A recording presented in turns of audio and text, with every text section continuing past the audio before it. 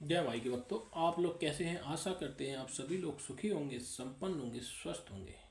माता रानी का आशीर्वाद हमेशा हमारे व्यूवर्स और सब्सक्राइबर पर यूं ही बना रहे।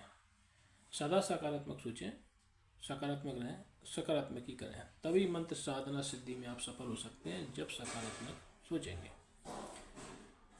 तो चलिए, अगर आप हमारे चैनल पर पहली बार विजिट कर रहे हैं तो आप हमारे चैनल को लाइक कर दें, सब्सक्राइब कर दें, शेयर कर दें। बेल आइकन, घंटी का निशान, शंकर जी का घंटी का निशान दबाना बिल्कुल भी न भूलें, क्योंकि अगर आप बेल आइकन नहीं दबाएंगे तो हमारे वीडियो जो नया डालते हैं उसका नोटिफिकेशन आपके पास बिल्कुल भी नहीं पहुंचेगा। फिर आप हमारे पास कमेंट करके कहते हैं गुरु जी आपने काफ़ी दिन से वीडियो नहीं बनाया, हमें प्राप्त नहीं हो पा रहा है। इसका सीधा सा एक ही उदाहरण है कि आपने बेल आइकन नहीं दबाया।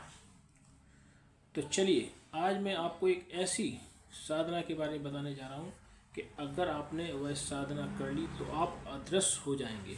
अदृश्य होके, जैसे आपने मिस्टर इंडिया देखी ना, मिस्टर इंडिया में बाय अनिल कपूर जो होता था वह अदृश्य हो जाता था। बचपन में हमने भी देखी थी वो, तो हम सोचते थे पता नहीं कैसे अदृश्य हो जाते हैं लोग। लेकिन जब हमने ये साधना सिद्धि के में क्षेत्र में पहुँचे तो हमको ये लगा कि हाँ, ये अदृश्य हुआ जा सकता है। तो मैं जो आपको आज साधना बताने जा रहा हूँ वह है बट यक्षिणी की साधना। तो इसको आपको कैसे करना है, क्या इसका विधि रहेगा, क्या इसका विधान रहेगा, क्या इसका प्रसाद रहेगा, नैवेद्य क्या इसका नैवेद्य रहेगा, कहा क्या इसकी मतलब आपको कौन कौन सी जो सामग्री और लगने वाली है। इसमें सबसे पहले तो आपको एक निर्जन स्थान जहाँ बिल्कुल सुनसान इलाका हो, आपको एक बट का मतलब बरगद का पेड़ देख के रखना है। इसके नीचे ही ये साधना होगी और साधना रहेगी अमावस्या के दिन। दिन अमावस्या के दिन रहेगा, जो दिन है वो अमावस्या के दिन रहेगी ये साधना। और जो साधना में सामग्री है वह आप लिख लें: लोरी, अक्षय, सिंदूर, चंदन, कुमकुम और 3 कलश रहेंगे। और आपको एक गैस ले जाना पड़ेगी। अगर आप चाहें तो चूल्हा बना सकते हो, वहाँ पर गुम्मों का, ईंटों का चूल्हा ही बना के उस पर आपको वहाँ पर एक खीर पकाना है। उसमें आपको चावल और दूध की खीर और उसमें थोड़ा सा केसर केसर युक्त खीर रहेगी। और वहीं पे ये बट वृक्ष, जिस बट वृक्ष के पीछे आपको साधना करना है वहीं पर आपको खीर पकानी होगी। पहले तो उसी बट वृक्ष के नीचे खीर पकानी होगी। दूध ले जाना होगा, चावल ले जाने, शक्कर ले जाने, सारी चीज़ें ले जाना, उसके नीचे ये खीर पकानी होगी। क्योंकि जो बट यक्षिणी है उसको खीर बहुत पसंद है, तो आपको ये खीर वहीं पर पकानी होगी, बट वृक्ष के नीचे, जहाँ जो बरगद होगा उसके पेड़ के नीचे पकानी होगी। तो आपका दिन जो रहेगा वो अमावस्या का दिन रहेगा, रात्रि 12 बजे रहेगा। आपको वहीं 12 बजे के पहले ही आपको खीर पका लेनी है और आपको वहाँ पे जाके पहले से तैयारी पहले से कराना है। एक गाय के गोबर से पहले से लिपाना है। लिपाने के बाद वहाँ पे पटा रखना है। पटा रखने के बाद आपको जो 3 कलश हैं उन 3 कलशों को स्थापित करना है। एक कलश गुरु का रहेगा, एक आपके पितृदेव का और एक आपके कुल देवता के नाम का रहेगा। और जो आपको नैवेद्य के रूप में रहेगा वो खीर रहेगी। और आपको वहाँ पर गुलाब का विशेष रूप से पुष्प ले जाएं, गुलाबों का पुष्प विशेष रूप से ले जाएं। और इत्र भी रहेगी, वही गुलाब की रहेगी। वो भी कौन सी, कांच की शीशी में जो आती है, लकड़ी का ढक्कन लगा हुआ, फिस फिस फिस फिस ये नहीं चलेगी। परफ्यूम वर्फ्यूम बोलते हैं इसको, ये नहीं चलेगी, अशुद्ध होता है ये चीज़ों। वो जो रहता है पुष्पों की अर्क द्वारा, जो पहले जो सेंट बनती थी, सेंट बोलते थे उसको, जो गुलाबों के या कोई भी पुष्पों के अर्क से बनती थी। आजकल जो पता नहीं क्या क्या केमिकल तैयार कर रहे हैं, पता नहीं।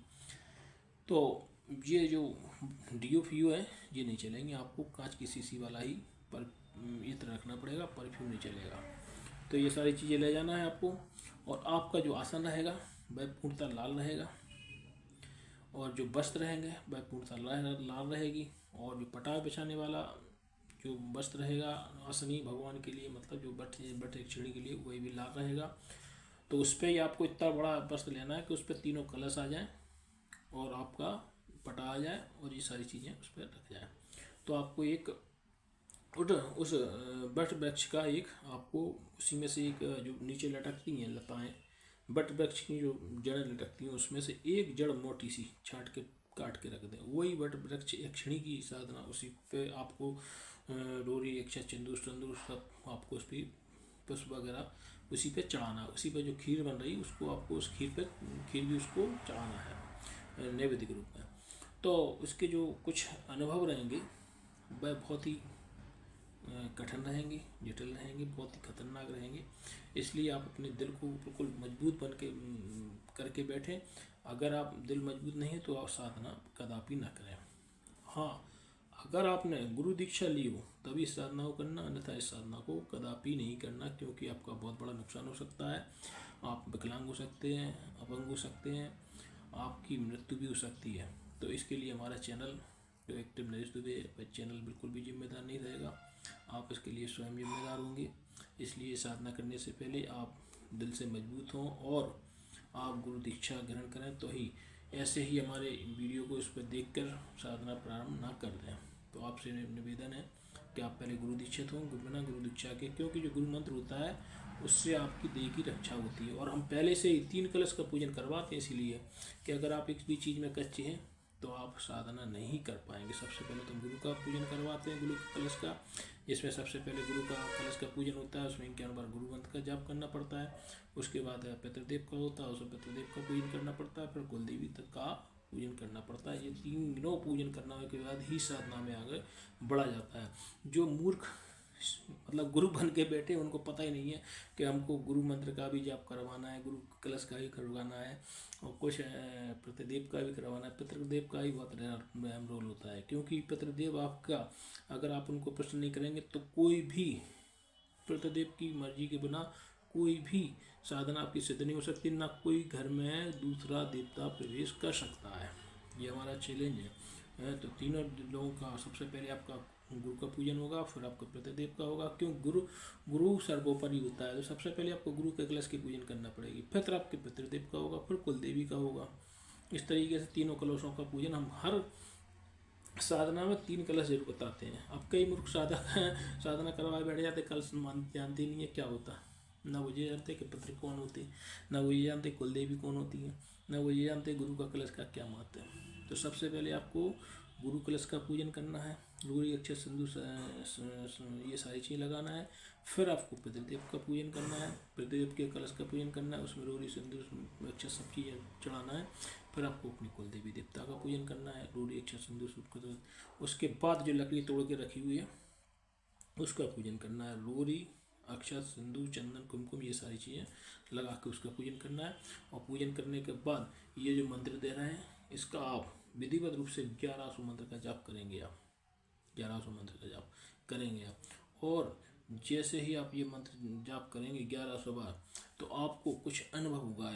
अचानक से कोई ऐसा लगेगा कोई महिला रोती हुई चली आ रही है, चूड़ी फोड़े और मांग बिखेरे और ऐसे लगे ऐसा कुछ इसके अनहोनी हो गई हो, तो रो रही हो, बाल बिखरे, ऐसे ही जैसे एक विधवा महिला बैठी रहती है तो इस टाइप से चली आ रही है रोती हुई गाती हुई। दूसरा, आपको ऐसा लगेगा कोई सर कटा हुआ व्यक्ति आपके ऊपर चिल्लाता हुआ आ रहा है, तो आपको डरना नहीं है। फिर आपको ऐसा लगेगा कहीं किसी ने मछलियों का काट के आपके सामने ढेर फेंक दिया हो, तो आपको डरना नहीं है। कहीं आपको ऐसा लगेगा कि कोई उल्टा, जो भैंसा होता ना, भैंसा पे उल्टा हुआ कोई सवारी करता हुआ, दांत बड़े, मंजन ना किया हो, ऐसे दांत बड़े इस टाइप का चला जा रहा हो, आपको डरना नहीं है। लेकिन आपको अपने दिल थाम के बैठना है, मजबूत बना के बैठना है, और आपको गुरु दीक्षा पर ही साधन करना है। बिना गुरु दीक्षा के कोई साधना कदापि ना करें। तो इस टाइप के आपको जटिल अनुभव होंगे, और उसके बाद भी आपको साधना में बढ़ते जाना है। मंत्र जो हमने आपको बता दिया उसको 1100 बार जाप करना है।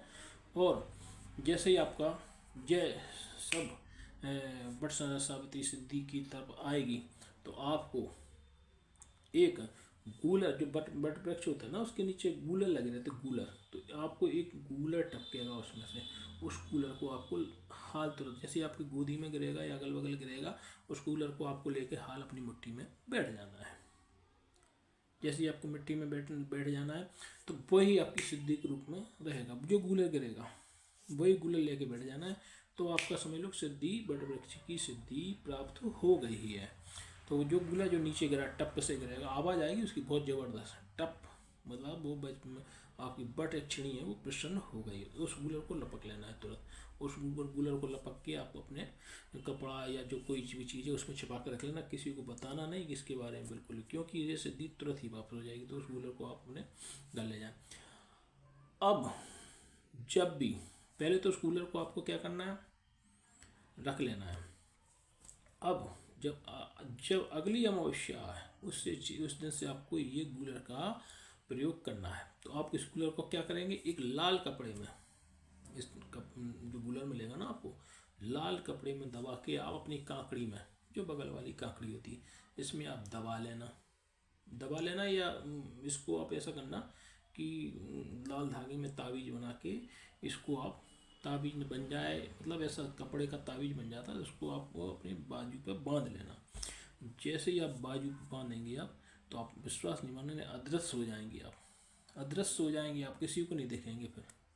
मतलब दुनिया आपको नहीं देख सकती, लेकिन आप दुनिया को देखेंगे। आपके भाई जी, हमारे मामा खड़े जी, हमारे फूफा खड़े जी, हमारे चाचा खड़े जी, फलाने खड़े जी, ठिकाने खड़े, सारी चीज़ें आपको तो दिखेंगी, लेकिन आपको कोई नहीं देख पाएगा कि आप बलाने बंदे यहाँ पर खड़ा है। और जैसे ही आप वो तावीज आप खोल के आप कहीं रख देंगे, तो आप जैसे दिखते थे नॉर्मल, वैसे ही फिर से दिखने लगेंगे। इस तरीके से अदृश्य होने की ये साधना आपके पास आ जाएगी। आप इससे मतलब ऐसे 2 दिन पहले 4 दिन पहले क्या होगा वो भी जान सकते हैं आप, पिछला क्या हो गया था वो भी जान सकते हैं आप। इसी को बांधने से, इसकी जो ताबीज रहेगी इसको बांधने से आप, एक तो आप अदृश्य हो जाते हैं। अदृश्य होने के बाद आप 2 दिन बाद या 10 दिन बाद क्या होगा ये भी जान सकते हैं, 10 दिन पहले क्या हो गया था वह भी जान सकते हैं। तो ये बट एक क्षण की साधना आप अगर सिद्ध करना चाहते हैं तो आप इस तरीके से सिद्ध कर सकते हैं। लेकिन हमारा आपसे विशेष बार बार मैं एक ही गुजारिश, एक ही अनुरोध करता हूँ आप लोगों से कि बिना गुरु दीक्षा के कोई मंत्र साधना सिद्धि कदापि नहीं करें। नहीं तो 4 चीज़ों की हानि हो सकती है। एक तो आप पागल हो सकते हैं, विकलांग हो सकते हैं, लकवा मर सकता है, यहाँ तक कि आपकी मृत्यु भी हो सकती है। तो आपकी जो मृत्यु होगी उसके लिए हमारा चैनल या हम बिल्कुल जिम्मेदार नहीं हो, क्योंकि हम तो बराबर बताते हैं कि आप साधना करने से पहले गुरु मंत्र जाप करें, गुरु मंत्र पहले कोई गुरु दीक्षा लें, तभी आप साधना में आगे बढ़े। और ये गुरु भी योग होना चाहिए, ऐसे नहीं जो बॉडी बिल्डर आ रहा है आजकल काले पीले भैंस, जो यानी कितने दिन से तुमने पता चलो ना हो ही नहीं है ना ही नहीं है, ना कहूँ तलाक, ना माथे पे, ना कहीं इस टाइप की कोई उनके पास भी चीज़ नहीं रहती है। तो आपको हमारा आप लोगों को विशेष निवेदन है कि काले पीले जीन्स टी शर्ट वाले गुरु चले आ रहे हैं ना, कुल्लाई नहीं करो, दांत नहीं, दारू ठोक के चले आ रहे हैं और अपने जो मुर्गा मांस मछली खींच के चले आ रहे हैं, इनसे दूर रहो। इनसे गुरु दीक्षा बिल्कुल नहीं लो, नहीं तो अच्छा होने की जगह बुरा ही होगा। ना तो भी आपको भूखा कर पाएंगे, और काले धरे पीले धरे जब बॉडी फैलाएं, मुर्गा मुर्गी खा के लाने के पैसे चाहिए 10 दिन में, बहुत अच्छे ले लो आप इनसे 5,000 रुपये तो रजिस्ट्रेशन के, 10,000 गुरु मंत्र वो क्या बोलते हैं उसका जो आजकल रक्षा कवच के नाम पर कागज़ का टुकड़ा पकड़ा दो तो मैं डाक के द्वारा बैंक पहुँचा दी, 10,000 बाकी दे दूँ रक्षा कवच की। तो हमारा आप लोगों से विशेष नहीं बना रहे, जो गुरु घंटाल है ना, इन गुरु घंटालों से दूर रहें, बच के। बुलाते हैं कि 5,000 अभी रजिस्ट्रेशन में डालो, तो 5,000 तो गए, उनका तो कोई रोल ही नहीं है, नहीं ना आपको ग्रुप मंत्र मिला ना कुछ। तो 5,000 तो उनको उनका मुर्गा और बकरी और जो ब्लाइंडर बोतल के लिए व्यवस्था हो गई वो उसके लिए हो गई। अब आप आ जाओ 1,00,000 रुपये लेके फलाने जगह, तो आप इतनी दूर जा रहे हैं अपने 1,000 किलोमीटर चल के 2,000 किलोमीटर, तो आप इतनी दूर आपको कहीं कुछ हो सकता है, कुछ भी नहीं हो पा रहा है। इसलिए मेरा आप लोगों से निवेदन है ऐसे गुरु घंटालों से दूर रहें। अगर ये जानकारी आपको अच्छी लगी हो तो आप हमारे चैनल को लाइक कर दें, सब्सक्राइब कर दें, शेयर कर दें, बेल आइकन घंटी का निशान बिल्कुल भी ना भूलें।